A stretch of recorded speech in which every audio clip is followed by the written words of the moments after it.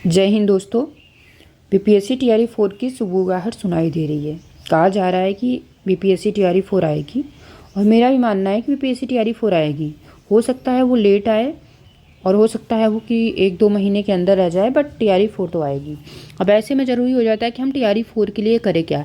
देखिए, जो बच्चे टीआरई 1, 2, 3 में या फिर टीआरई 3 अभी जो हुई थी उसमें 1-2 नंबर से रह गए हैं, तो उनका ये है कि इस बार तो बस कैसे भी करना है तो करना है। लेकिन जैसे होता है ना कि कुछ लोग वेट करते रहते हैं कि अभी फॉर्म आएगा फिर हम पढ़ाई स्टार्ट करेंगे, या फिर इन सब र्यूमर्स में पड़े रहते हैं कि टीआरई 4 आएगी या नहीं आएगी। देखिए, आपको इन सब र्यूमर्स में नहीं पढ़ना है। आपको उठा के बुक्स को, अपनी जो भी आपने कंटेंट डिसाइड किए हैं उसको उठा के आपको पढ़ना है, क्योंकि र्यूमर्स में पढ़ने से आपका कुछ भी नहीं होगा, सिर्फ टाइम बर्बाद होगा। और अगर वैकेंसी आ गई तो आप छट जाएंगे, मतलब फाइनल सिलेक्शन से आप वंचित हो जाएंगे। अब देखिए, बात करते हैं कि मैं देखिए पहले अपने बारे में बता दूं तो मेरा सिलेक्शन बीपीएससी टीआरई 3 में जूनियर में एसएसटी में हुआ है, और मेरा सब्जेक्ट जो है वो ज्योग्राफी और इकोनॉमिक्स था। मैं देखिए सिविल सर्विस की प्रिपरेशन कर रही हूँ, तो मेरे लिए जीएस के चारों सब्जेक्ट, चाहे वो हिस्ट्री हो और चाहे वो पॉलिटी हो और ज्योग्राफी इकोनॉमिक्स, चारों में मैं कंफर्टेबल थी।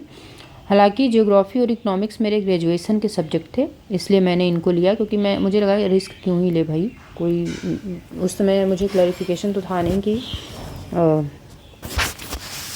जो ग्रेजुएशन के सब्जेक्ट हैं वही लें या नहीं लें, और अभी भी नहीं है, इसलिए मैंने सिर्फ वही सब्जेक्ट लिया और रिस्क नहीं लिया। मेरी रैंक की मैं बात करूँ तो मेरी रैंक जो है वो 500 के अंदर में थी। ओके, 500 के अंदर थी।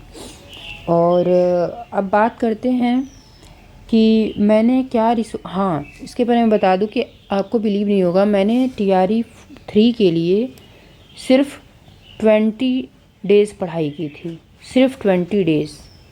अब इसके पीछे की मैं आपको कहानी बता देती हूँ पहले, मे भी वीडियो लंबा जाए बट ज़रूरी है। जैसे कुछ लोग कहते हैं ना कि शॉर्टकट कोई बताओ या फिर कुछ ऐसा बता दो कि बस जितना हम उतना ही पढ़ के हम सेलेक्ट हो जाएं। तो देखिए, सफलता का कोई शॉर्टकट नहीं होता है। जितने लोग भी सेलेक्ट हुए हैं, चाहे वो टीआरई 1 में हो या फिर 2 में हो या फिर 3 में हो, उन सब ने कुछ ना कुछ मेहनत तो की ही है। मतलब उन्होंने कुछ ना कुछ किया, उन्होंने बहुत मेहनत की है, फिर वो सिलेक्शन पाए हैं। सोचिए, एक ऐसी जॉब जिससे आपका फ्यूचर सिक्योर हो रहा है, जिससे आपके फैमिली का भी फ्यूचर सिक्योर हो रहा है, क्योंकि वो लोग भी आपसे अटैच हैं। तो ऐसे जॉब के लिए आप सोच रहे हैं कि बस शॉर्टकट में हम हो जाएं, तो फिर देखिए ये बहुत मुश्किल है। हाँ, शॉर्टकट आप तब अपना सकते हैं जब आपको प्रीवियस नॉलेज हो, आपका नॉलेज बहुत स्ट्रांग हो, तो आप बस 1-2 बुक्स फॉलो किया और ले लिया सिलेक्शन। अब मैं अपनी बात करूँ कि मैंने मात्र 20 दिन में कैसे सिलेक्शन लिया। देखिए, मेरा मैं चूँकि सिविल सर्विस की प्रिपरेशन कर रही हूँ, तो मेरा सिविल सर्विस का एग्ज़ाम था, और एग्ज़ाम प्रीलिम्स नहीं क्रैक हुआ। मतलब मुझे एग्ज़ाम देने के बाद मैं जब घर आई तो मुझे लगा नहीं होगा। फिर मेरे सामने 2 ही सिचुएशन था, या फिर मैं रोती बैठ के कि मेरा सिलेक्शन, अरे मैं कट ऑफ नहीं टच कर पा रही हूँ, प्रीलिम्स नहीं हो रहा है, या फिर मैं पढ़ूँ, क्योंकि सामने एक और एग्ज़ाम था। क्योंकि मेरे लिए इस टाइम जॉब लेना बहुत ज़रूरी था, तो मैंने सब कुछ छोड़ के मैंने ये डिसाइड कर लिया, रो लूँगी 15-20 दिन बाद में। हालांकि 10-5 दिन तो हर कोई इमोशनल बैकग्राउंड होता है, तो हर कोई रोका लेता है, या फिर मतलब नहीं मन करता है कि इतनी मेहनत किया नहीं होगा, फिर वो कॉन्फिडेंस भी जाने लगता है। लेकिन उसके बाद फिर मैंने जब स्टार्ट किया तो मैंने मात्र 20 दिन पढ़ाई की थी, लेकिन ऐसी पढ़ाई की थी तो मुझे खुद नहीं बिलीव हो रहा है कि वो मैं ही थी। तो कहने का मतलब ये है कि आप लोग भी शॉर्टकट के चक्कर में ना पड़ें। आप इतनी मेहनत करिए कि आपको खुद न बिलीव हो कि 2-3 महीना पहले या फिर जब भी आपका एग्ज़ाम हो उसके पहले आप ही वो व्यक्ति थे जिन्होंने इतनी मेहनत की थी। तो देखिए, ऐसे मेहनत तो देखिए करनी पड़ेगी। वही बात कि सफलता का कोई शॉर्टकट नहीं होता है। अब बात करते हैं रिसोर्सेज की, कि मैंने क्या क्या रिसोर्सेज रखे थे। तो मैं देखिए सिर्फ सिविल सर्विस के अलावा मैं बाकी एग्ज़ाम में भी देख रही हूँ कि एनसीईआरटी हर एक एग्ज़ाम में पूछी जा रही है। ये आपकी बेसिक बुक है, चाहे आप जीएस के किसी भी सब्जेक्ट हों, history, polity, geography, economics, NCERT आपकी मस्ट है। इसके बिना सिलेक्शन 99% है नहीं होगा।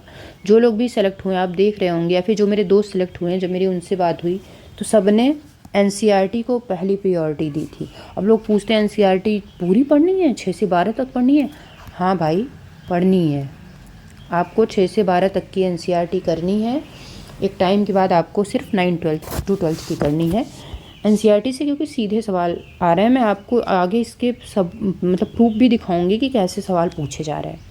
दूसरी बात करते हैं कि आपको एससीईआरटी करनी है। जो बिहार बोर्ड की बुक आती है ना, वो आपको करनी है। और जैसे क्वेश्चन आया था कि बिहार की औसत वार्षिक वर्षा क्या है, या फिर वन्य अभ्यारण्य के बारे में, या फिर जो बिहार की जनसंख्या के बारे में, या फिर वहाँ की नदी के बारे में, तो ये सब क्वेश्चन आपके कहाँ से बनेंगे? आप 20 बुक में यहाँ वहाँ घूम घूम के टहलेंगे, उससे बेहतर कि आप एससीईआरटी को पढ़ लें। ये ज़्यादा बढ़िया रहेगा, आपको भटकना नहीं पड़ेगा। तो एनसीईआरटी, एससीईआरटी और इसके अलावा घटना चक्र पुनरावलोकन आती है। इसमें आपको बीपीएससी के जो क्वेश्चन होते हैं ना, वो मिल जाते हैं। तो ये आप लगा लें, ये 3 लगा लें। देखिए बाकी एडिशनल चीज़ें मैंने प्रयोग की थी, मैं वो आपको आगे किसी वीडियो में बताऊंगी। अभी मैं आपको ओवरऑल बता दे रही हूँ कि मैंने क्या क्या किया था। अब बात करते हैं प्रैक्टिस के लिए कि प्रैक्टिस कहाँ से मैंने की थी। तो देखिए मैंने वैसे किसी पब्लिकेशन की बुक तो नहीं ली थी प्रैक्टिस के लिए, जैसे लोग अलग अलग पब्लिकेशन की बुक लेते हैं, तो वो तो नहीं ली थी। हाँ, लेकिन मुझे लगता है कि किसी भी एग्ज़ाम के लिए पीवाईक्यू से बेहतर कोई प्रैक्टिस सेट नहीं है। आप पीवाई जो भी टीआरई 1 में हुआ, 2 में हुआ, 3 में हुआ, और जो कैंसिल हुआ था ना टीआरई 3, वो उसके क्वेश्चन आप लीजिए, लगाइए।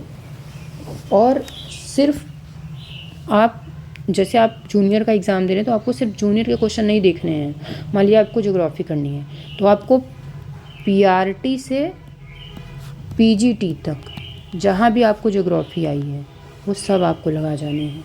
सेम ऐसे ही आपको हिस्ट्री के साथ भी करना है, वो भी जहाँ भी पूछी गई है आपको, तो पीआरटी से पीजीटी तक जहाँ भी हिस्ट्री आई है, जीएस पोर्शन में आई है, उसको भी ये आप ज़रूर लगा कर जाएं। तो क्या हो गया, पब्लिकेशन तो मैंने नहीं ली थी, और पीवाईक्यू करिए, और साथ में आप घटना चक्र ले लीजिए। इसमें जो है वो पीसीएस वाले क्वेश्चन होते हैं ना, उनको ज़रूर लगा कर जाइए, बहुत हेल्प मिलती है। ये हो गया आपकी प्रैक्टिस। मैं एक बार और आपको क्लियर करना चाहूँगी। अभी मैं सिर्फ ओवरऑल आपको बता रही हूँ क्या क्या करना है। मैं फिर एक एक सब्जेक्ट के लिए भी बताऊँगी क्या करना है। जीएस के चारों सब्जेक्ट पे बात करूँगी। अब बात करते हैं कि जो जीएस आता है 40 नंबर का, उसके लिए क्या करें।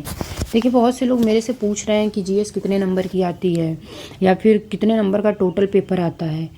आप जिस एग्ज़ाम की तैयारी दे रहे हैं, आप जिस एग्ज़ाम को देने जा रहे हैं,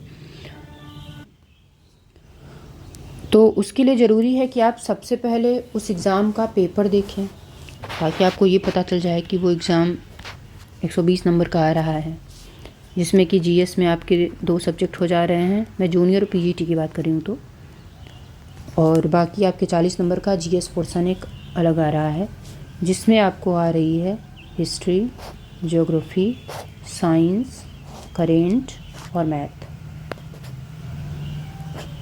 ये आपको 5 सब्जेक्ट आ रहे हैं 8-8 नंबर के। यहाँ पे भी देखिए एक प्लस पॉइंट उन लोगों के साथ है जिनका हिस्ट्री और ज्योग्राफी कॉम्बिनेशन है, उनको कुछ एक्स्ट्रा ही नहीं करना है। मतलब आपको 60 नंबर के लिए कुछ नहीं करना है, वो आपके ऐसे ही प्रिपेयर है।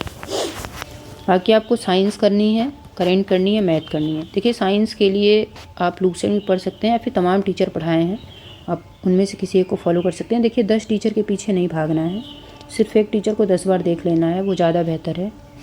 इसके अलावा आप करेंट किसी एक टीचर को फॉलो कर सकते हैं, जैसे कि आप किसी की मंथली कंपाइलेशन देखिए एग्ज़ाम से 9 से 10 महीने के पहले की, और साथ ही आप लास्ट में कोई ईयरली मैगज़ीन ले लीजिए। एग्ज़ाम के पहले ईयरली मैगज़ीन ले लीजिए, तो वो आपका इससे करंट ईज़िली तैयार हो जाएगा। और मैथ देखिए बहुत बेसिक पूछी जाती है, ऐसे नहीं कि बहुत हाई फाई मैथ पूछी जाती है कि आप नहीं कर पाएँ। टफ वफ कुछ नहीं पूछी जाती। आप सिंपल किसी एक टीचर को फॉलो करें, और जो टीआरई 1, 2, 3 के एग्ज़ाम हुए हैं ना, जहाँ भी जीएस पोर्शन पूछा गया है, आप उसके क्वेश्चन को लगा जाइए।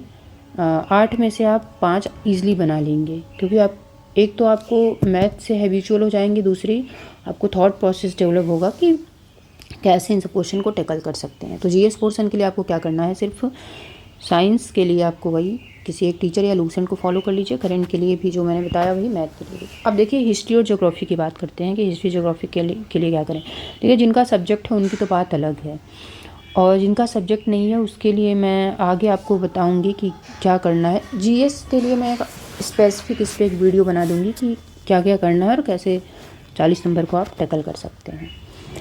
अब इन सबसे अलग मैं आपको बताना चाहती हूँ कि देखिए बहुत से लोग होते हैं कि बहुत कम टाइम में बहुत ज़्यादा तैयार कर लेते हैं। बहुत से लोग ऐसे होते हैं बहुत ज़्यादा टाइम में कम तैयार कर पाते हैं। देखिए हर किसी का अलग अलग दिमाग होता है, हर किसी की कैपेसिटी भी अलग अलग होती है, समझने की, सोचने की, लिखने की, हर चीज़ की। तो ज़रूरी नहीं है कि मैं आपको जितना बता रही हूँ आपको बस उतना ही करना है। हालांकि जितना मैं बता रही हूँ उतना आपको स्किप तो नहीं करना है, इतना आपको करना है। इससे प्लस में आप कर सकते हैं लेकिन माइनस में नहीं कर सकते। एक चीज़ और कि बहुत से लोग वेट कर रहे हैं कि जब फॉर्म आ जाएगा उसके बाद हम पढ़ेंगे, फिर आप अभी से कंपटीशन के बाहर हो, क्योंकि फॉर्म आने के बाद तो बहुत से लोग ऐसे होंगे जो रिवीजन करेंगे और आप तब पढ़ना स्टार्ट करेंगे। इसलिए पढ़ाई अभी से करिए, आप जितना दे सकते हैं उतना दीजिए, अभी से दीजिए।